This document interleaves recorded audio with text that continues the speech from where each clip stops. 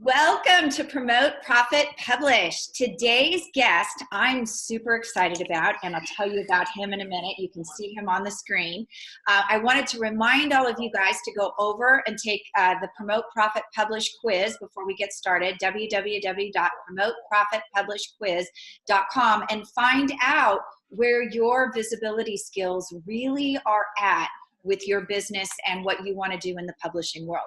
So my guest today, I met several months ago at CEO Space, and I was so impressed with his keynote that he did with Aaron Saxton. Being a marketer, I'm always interested in what's going on inside somebody's brain. And Chad Lefevre, does it Lefevre or Lefevre? Lefevre, you got it right. Lefevre, okay. Yeah. Sorry. Is a design thinking business strategist, a neuromarketing communications executive, and a self-mastery coach. He has nearly 20 years of executive business and leadership experience, including the areas of senior management, operations, business development, branding, marketing, corporate and crisis communications, stakeholder relations, PR, technology design, and development, and also investor relations that has spanned both in the United States and Canada. He's served as CEO, president, and CMO for many startup and mid-sized companies, in addition to his work as a consultative strategist. His research and study crosses several disciplines, including neuroscience, cybernetics, complexity theory, game theory, behavioral psychology, philosophy, and spirituality. Welcome, Chad. And before you get going, I want to say, don't let that bio scare you, you guys. He's a super interesting guy. This is not going to be over your head. No. So thanks for having me. Yeah, thank you. So tell us a little bit about what you do, because I don't think many people realize just how much psychology is behind their marketing when they are building avatars, when they build their business. Like, they just think that what they put out in the world is how people see them, and they're not clear on that's not really how it works. No, it's not. Well, let me just start by saying that marketing, going back many decades now, has always been about altering or designing perception, the perception of the buyer, the customer. How are they experiencing your product? How are they experiencing your brand and your service is largely driven by the marketers and by you as the business owner. So one of the things that we teach when we work with companies is that perception is reality, that there is really no absolute, objective, verifiable reality that we can actually point to. Most things are disputable. I could even go deeply into how all of mathematics is itself a human construct and doesn't exist in reality. And there's some great literature and some books on that, how numbers were invented in order to be tools to help us try to understand the reality in which we live. So even science can technically be questioned if you take it right down to its most philosophical levels. In the case of marketing, it's so super important to be able to understand that your customers have a perception of the world that may not align with yours. They may not look at your brand, your products or services the way that you do, despite your messaging. So what we do is we work with our clients to help them really get clear and to understand what are the messages that they're actually seeking to transmute? What emotions are they hoping to evoke through their marketing? Because one of the things we teach is that all buying of any products or services is first and foremost an emotional decision. There's a sequence that in our company that we teach called the logical story sequence, and it basically articulates how the brain works. So the way our brains work is we experience an emotion, and then we usually have a reaction to that emotion, which is largely driven by unconscious habits that have been established over years. Many of us, when we were children, we started to create the habituations in our mind in terms of how we react in certain circumstances, and we just kind of keep adding to them over the years. So we've got this emotion, it activates a reaction, and then so we take an action, right? So it's like being at the supermarket checkout line and seeing a pack of gum, and maybe the emotion you experience is, oh, I remember when I was 9 years old, I used to buy this gum. The reaction is, I want to buy the gum, so you buy the gum. And then the last part of the sequence is called the logic, is we tell ourselves a logical story. So we tell ourselves a story as to why we just did what we did, because as human beings, we don't want to believe that we're not in control of our minds, though we can be. right? And all of this happens in 1.7 to 2.2 seconds. It's very quick. It's just like we're not even aware it's occurring. Well, that's happening to all of your viewers' customers. That's how they process information. So what we do is we kind of reverse engineer this, and we take a look at the brands, the products, the services that we're working with, and we reverse engineer the emotions that we want to activate. And we also create the story, the logical story that they're going to tell themselves, so that we're actually inserting control over the emotional, the initial emotional activation, and then also the story they tell themselves, so that they can feel good about the purchase they made. That is so amazing. So could you explain a little bit about that? Because I bet most solopreneurs that are listening to this, they said, oh, I like these colors. They're all about me. I like this logo. This butterfly describes me, but they never gave a single thought to who's out there and looking back at this. Yeah, well, I guess one of the first principles of marketing is it's not about you. And it was actually Dr. Frank Luntz who came out with a book years ago, which I've loved to this day, called Words That Work. And he was just specifically talking about the impact and the power of words. But one of the things he always would say is, it doesn't matter what you say, it matters what they hear. You could say something and it may not be being interpreted the way you think it is, because you're coming from a different worldview, you have different life experience, you have a different perception of what's real. And so this is how entrepreneurs and solopreneurs can sometimes get themselves into trouble, because they look at their business and be like, oh, this is the greatest thing since sliced bread. They love it, and they assume everyone else is going to have that same experience and love it as much as them. And it often doesn't happen, which is why we see 90% of businesses struggle or fail. And this is strictly a communication breakdown between two different perceptions of what's real and what's important. So yeah, we ensure that basically we get really clear on, like, what is the emotion you're trying to evoke, and that goes back to something about what is the intention of your company. So we believe, and what we teach is that a business should be the vehicle through which you demonstrate your why to the world, your purpose. Okay, it's a vehicle, it's a tool, it's how you can be in your most authentic self, integrated and deliver something of value to the world. So we make sure that we're clear on that, because whatever you want to deliver to the world and the emotion you want to evoke has to be experienced in your messaging and your branding and your marketing, and fundamentally when you actually are using the product or benefiting from the service. A good example of that would be something like Starbucks. That's really, really clear on the intention of what they're trying to actually deliver to the world. For years, they've talked about how their environments were the third place between home and work. They're really clear that their environments are designed in such a way to create and facilitate community, to facilitate dialogue, and so they are uncompromising in that. It's something that is sort of drives their whole business. They're very clear on the emotions they want to evoke. They're very clear on the stories they want people to be telling themselves. Some of the consulting that I do, I'll actually put up like a Dunkin' Donuts logo and a Starbucks logo, and I'll just ask people, tell me how you feel about these two. Tell me what they mean to you. And it's remarkable the consistency and the patterns that we start to see. People will say about Starbucks that it's a white collar coffee shop. They'll say that it's a place where you can go do business. It's a place where you can go philosophize. It's very high-minded. It's almost like they separate it out. Dunkin' Donuts, on the other hand, they'll say it's the working man's coffee shop. It's the place where you could go talk about, sort of like the nitty-gritty of life. It's the place where you're really just having fun. There's no business going on there. It's kind of when you're away from the job that you're there.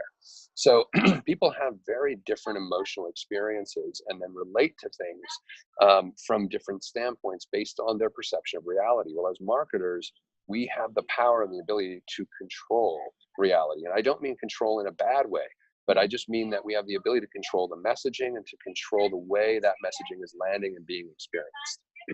That is so funny that you mentioned Starbucks, because a long time ago, after I left Shy Day, I interviewed with the company that was taking them public. And all they said to me was coffee. And I was like, yeah, I don't see it. Like they hadn't developed the rest of the plan with it. So it's kind of funny. Right. If you just said coffee, I'd be like, whatever. So Well, and isn't that it's a good point that you're raising, because if you think about it, they're just selling coffee. yeah, What people are buying is not the coffee, yeah. right? People never buy the product or service, and that might seem weird to hear, but Mhm. all of you listening, consider that what you're selling as a product or service is not what people are buying. They're buying the emotional experience they have with your product or service, Yeah. whatever that may be. So getting clear about what that is puts you in a powerful position. That is so true. Because I actually remember sitting there talking to them saying, your goal is to put this coffee shop on every corner in America? Like, Hmm. oh, okay, good luck with that. Yeah, yeah, So that's yeah. great. So, our listeners don't really know a lot about neuroscience. Can you tell us Hmm. something about the research and what goes on with it? They need to know moving forward in the future, because we're actually moving into a world of AI too that Mm. is very connected to that, right? Very connected. Yeah, very, very connected.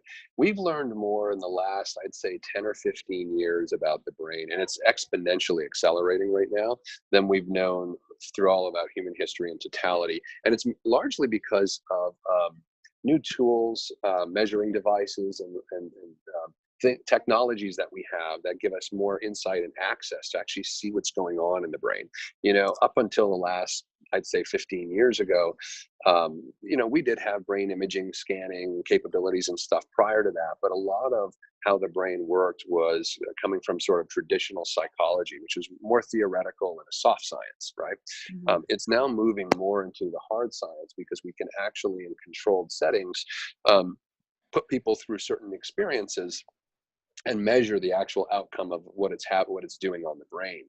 Now, what that means is that, and you're right, a lot of this is being driven by the explosion in AI right now, because essentially what AI is an attempt to recreate in technology the human brain, and to be able to even get to the point potentially, which some in Silicon Valley are quite afraid of. Elon Musk has gone on the record saying that AI could be the end of the human race, and he would like the United Nations to put a stop to it.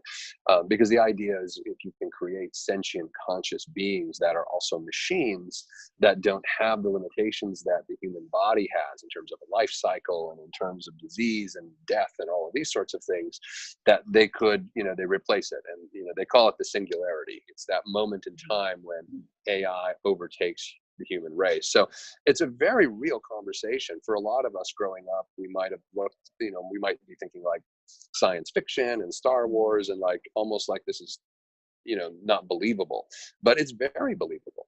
As a matter of fact, this morning I was I needed some help from Google.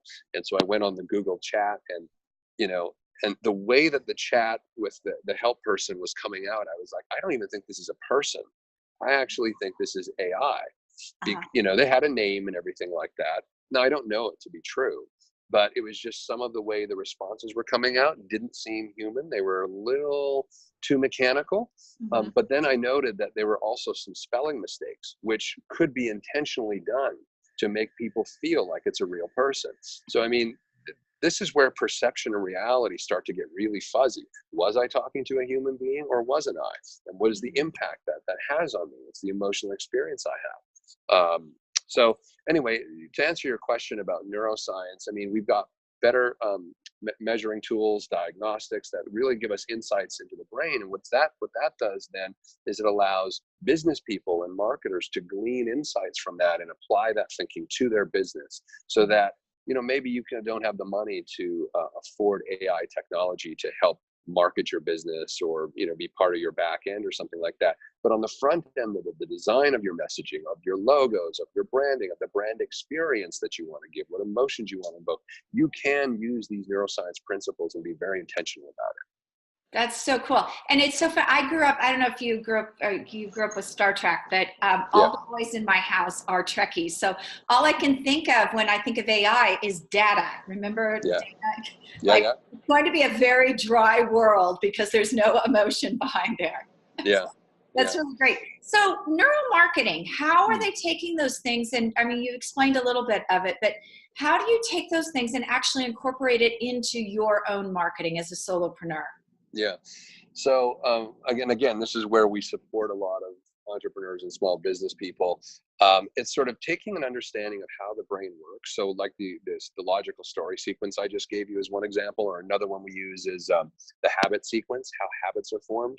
So understand that the sole intention of the brain is to keep you alive. It actually doesn't care about anything else. Everything else is just kind of like gravy. It's on top, right? It's just the extra. So with that being said, one of the ways that the brain is efficient in keeping us alive and making us productive and keeping us secure and all the things at sort of the lowest rung, if you like, of Maslow's pyramid, right? Safety, security, that kind of stuff, are the basics of life. One of the ways that it does this is it creates habits. So habits, all of us drive cars, or most of us probably drive cars.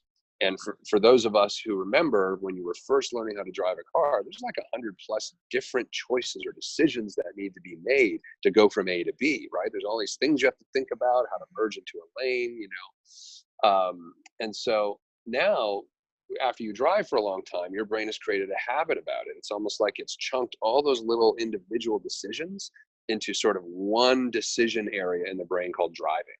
And it just operates from that. So now people can eat their lunch, do their makeup, fiddle with their radio, like they're not even paying attention to what's happening. How many of you have had the experience of, maybe really late at night, maybe you've even had a couple of drinks or something, and you just don't remember how you got home, but you got there, you woke up in the morning, you're like, how did I get here, right? Well, the unconscious habit part of your brain took over and just drove you home. Well, why that's important is because all of us produce habits. So when we teach about the habit sequence as it relates to marketing, understand that when a customer is looking to purchase potentially your product or service, or is being emotionally engaged by your brand, they're not conscious of it most of the time. It's activating some habit in their way of being that is causing them to engage. So if you can break down and understand how habits work, and you can locate the demographics and what we call the psychographics of your audience and the habits that they may have, then you can insert your brand, your product, your service into their habit sequence. So that's a tool we use. We use the logical story sequence, and we've got some other ones that we use to really take neuroscience, chunk it down in marketing language, and it almost becomes formulaic. It's like if we can basically figure out and fill in these boxes in the habit sequence or these boxes in the logical story sequence, then we've got a leg up on engaging our customer because they're not aware of it. It's unconscious. It's just happening to them, right? So, it's an interesting topic because some of the customers that we work with, when we first start working with them, they're like, oh, this seems a little bit nefarious. Like, it's almost like, we're manipulating people.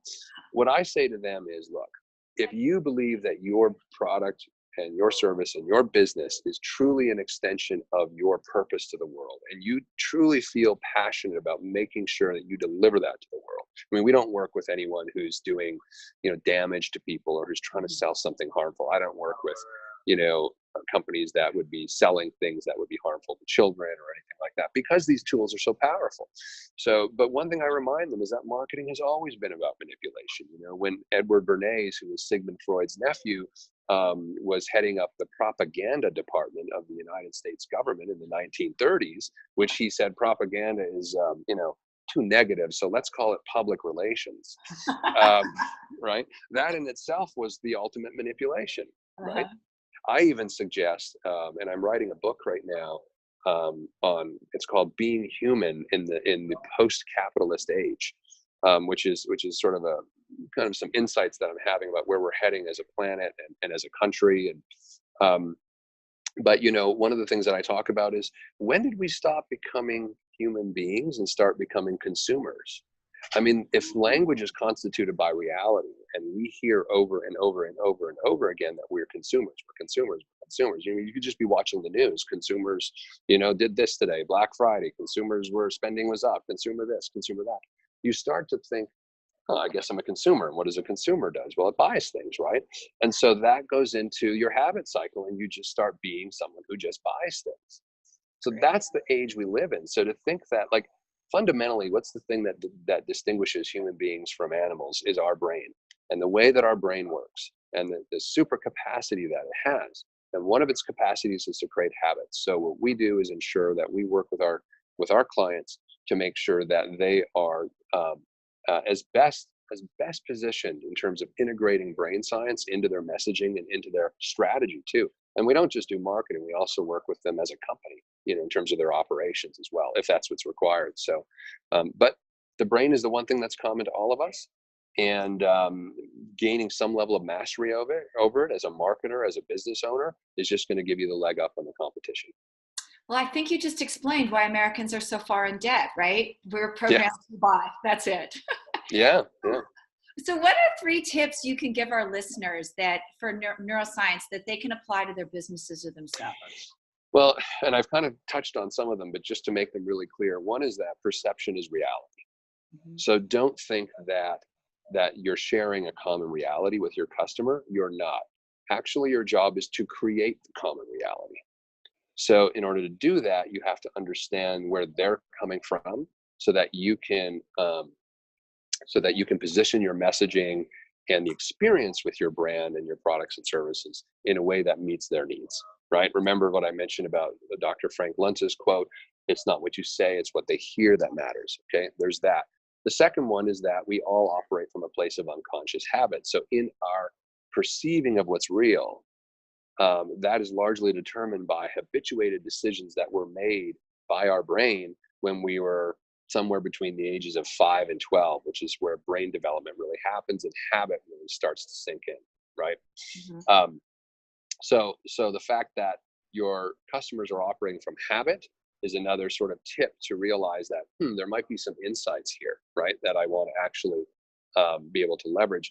And then the final one would be that human beings are storytelling creatures.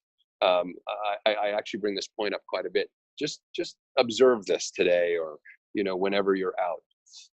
How much of your conversation is based and rooted in telling stories Mm. to those around you? It could even be like, I got up today, I had a shower, then I had to go to the mall, I bought this thing, the price was awful. You should go, don't go there. But this is all story. Yeah. Right? I mean, it's just, so we tell stories over and over and over again. So story is one of the most powerful ways, if not the most powerful way, to activate emotion.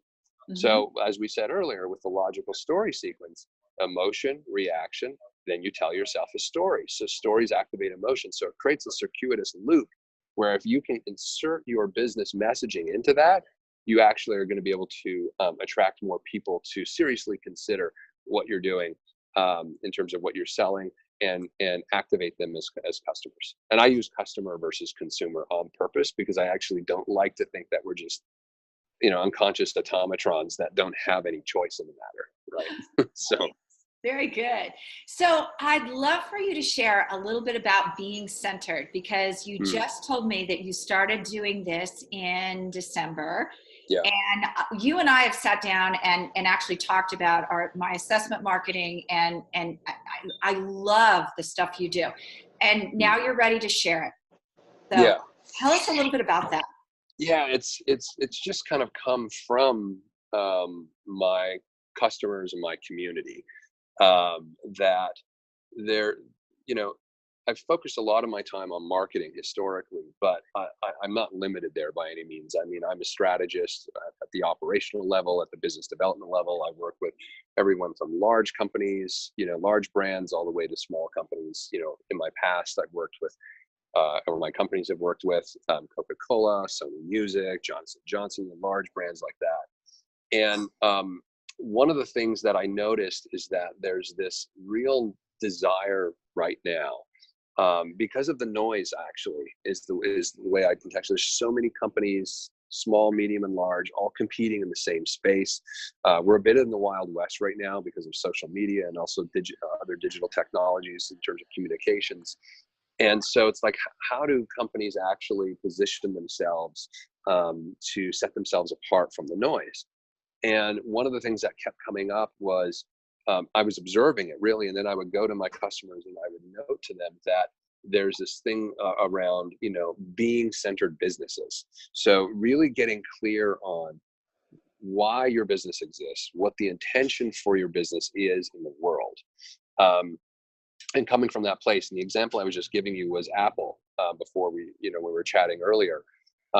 Companies that are really grounded in who they're being in the world and what they're setting out to accomplish and what their intention is behind it, and stay on track with that. And by the way, there's this thing called intentional drift, where you'll have an intention for why you started a company, and for some reason over time you look back and you're like, oh my gosh, my company doesn't look like anything like I thought it was going to look to and look like. And usually that's because of this thing called intentional drift. So what I do with clients right now is, for $500 a month, it's super cheap, and I'm just doing it right now because I'm truly trying to help people.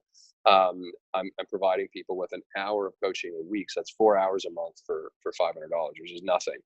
And what we do with the being centered business model is we essentially work with them on, we kind of dissect and go back to, like, what was your original intention in starting the company? And then who do you have to be, and who does your brand have to be in the world in order to stay on that intention, so that you don't experience this intentional drift. And I'll give you an example of what intentional drift looks like.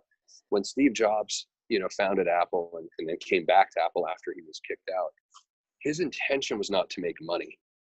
His intention was to see the products and the services that he had in his imagination, and to have the impact on people's lifestyles that those products could have. That's what he wanted to deliver to the world. The money, he felt correctly, would take place, or would take care of itself. I mean, if you're being of service in the world, and if you are coming from a place of true intention and you're aligned with something that's of value to society, they're going to pay for it. So it's not something you really have to think about. On the flip side, in the marketing industry right now, as you know, there's a lot of focus and attention on tactics. It's like, how do we do this? How do we do that? And they're kind of copying each other. Everyone's just copying each other, Yes. right? Uh-huh. Right. And so when you're just copying what other people are doing, and you're not coming from that being centered place of who are you being, what are you trying to deliver to the world, what is your intention, and staying grounded in that. And by the way, it's difficult to do. That's why if reality is constituted through language, what my coaching is doing is providing a constant conversation where we can stay centered around who you're being, what your intention is, and what you're trying to deliver to the world. I've had a couple customers just in the last few weeks jump on board with this, and one of them is actually backing out of her business model and saying, because of the work that we just did, I realize I'm going in the total wrong direction. Well, going back to Apple, what happens when you go in the wrong direction? So Steve Jobs dies, and any Apple users out there will probably, have had this experience. Once Steve Jobs died, and the intention and who he was being and what he wanted Apple as the vehicle to deliver his purpose to the world, what he wanted it to deliver, once Apple's no longer coming from that place, it became all about shareholders' returns. It became about growth for growth's sake. And I've noticed as an Apple user that their products have just not been as smooth and seamless as they used to be, because it's like, are they cutting corners? Are they trying to rush things out to market now to compete with Samsung because they have to get that next quarterly earnings in? So the intention is no longer to deliver products to the world that just work, right? Which has always been what Apple was known for. Now the intention is, how do we beat out last quarter's earnings, right? So when your intention shifts, I want everyone to get this. When your intention shifts, all of your behavior, all of your choices shift with it. And you're not even conscious of it most of the time. So all of a sudden you could have a business that you're looking back on going, wow, this is not what I thought it was going to be. And now you've wasted time, you've wasted money. And so, and I'll tell you the reason, Juliet, that I'm doing this is because being in the marketing world for so long as I've been, I realized that it wasn't enough. The marketing is important, but if I'm marketing someone's business, and it is off of their intention, it's not what they set out to do, then I'm actually just plunging them deeper in the wrong direction. The marketing could be totally successful, but their business is not going to be, right? And that's where we start to experience some breakdowns, and like even with my work with Aaron over the years, where we've done PR and some different things like that for different clients, we now talk to our clients and we try to get really clear on what their intention is. Sometimes they're looking at us like cross-eyed, like, what are you talking about? Right? I have an intention? Yeah. Yeah. Consider this. We are all 100% of the time succeeding in our intention. most intention, if you don't know what your intention is, you can start to access it by just looking around and seeing what you have. Mm-hmm. So if you have a lot of unworkability, if you have a lot of things not working and not producing or not aligned with what your original vision was, there's an intention that's driving you in that direction. A really good example of it would be one business owner that our team worked with he didn't realize this, but once we did the work with him, he was like, we have a great business. We're making so many millions of dollars a year, but we just can't seem to get above the ceiling, right? And so one of my colleagues who was working with him on this, on the intentional work, started to kind of dig in and find out like what's really going on underneath the surface there, right? Because there's no reason why he shouldn't have been, growing and expanding his business and making more money. What we realized is he had a driving intention to just have enough and to not disrupt his lifestyle with his family. When we really broke it down, we realized that he was resisting. And so he was actually choosing people to be in the company that he knew would not perform at the highest level. It sounds bizarre. Like, why would anybody do that? Well, if your intention is to just have enough and to not disrupt the lifestyle you have, you're not going to grow, because all growth requires some level of disruption, Mm-hmm. right? So, people can have all kinds of intentions that are, and when people hear the word intention, they often think like what their conscious intention is. But often our real driving intentions are behaviors that were established when we were children and teenagers, and they've been running our life ever since. So I felt like I can help with marketing, and we do the neuromarketing and the neuroscience stuff, but I don't want to help with someone's marketing if I'm marketing them in the wrong direction. Right. So that's kind of what we're doing. That's very cool. So if I wanted to be a part of being centered or talk to you about if it's right for me, where could I do that at? Yeah, so I haven't finished it yet because I just started doing this over the holidays, but I'm putting up a Facebook page, Chad Lefevre, a Facebook page. You could also go to Neurobe, neurobe.com. And there's a contact form there. You can just fill out and say, hey, I'm interested in talking about the being coaching. On the Facebook page that I've set up, it has the rates, the $500 and stuff like that. And I'm just kind of getting that set up. So it's pretty lean right now, but I would encourage everyone to go to neurobe.com because there's a lot of good information on there. You guys too. I mean, $500 a month for 4 sessions, that's a smoking deal. If you've ever sat and talked to Chad, you should be charging that per session at least. So, well, let me tell you that our rate is normally, and this is the truth, our rate is normally $25,000 for 2 days.